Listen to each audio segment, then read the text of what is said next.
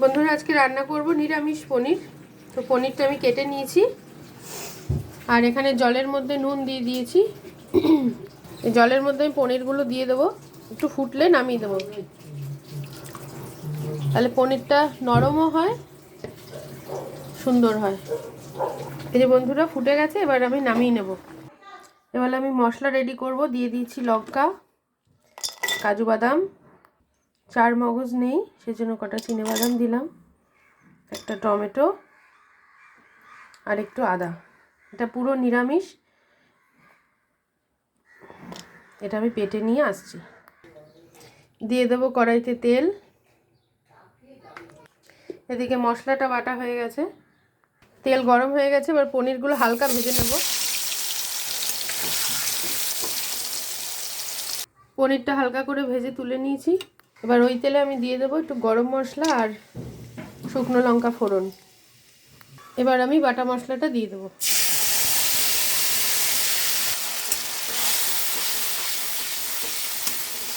গরম মশলার মধ্যে সবই রয়েছে, এলাচ, দারচিনি, লবঙ্গ, গোলমরিচ।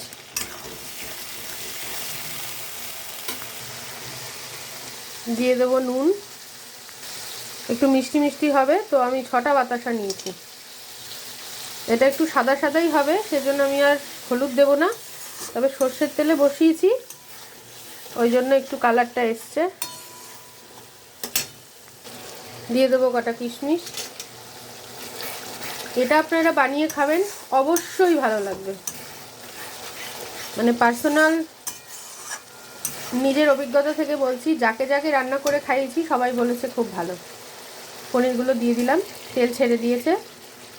হালকা করে আমি দুধ দেবো এতে, এটার মধ্যে কোনো রকম আলু যাবে না। দিয়ে দিলাম আর একটু জল দেব। বুঝতেই পারছেন এখানে সিদ্ধ হওয়ার কোনো ব্যাপার নেই, জাস্ট পনিরটা একটু ফুটবে। পনিরের পার্সোনাল কোনো টেস্ট হয় না, সেই জন্য পনিরটা একটু স্বাদটা ঢুকবে। নামানোর আগে আমি আসছি, এটা ফুটুক। বন্ধুরা এটা অলরেডি ডান।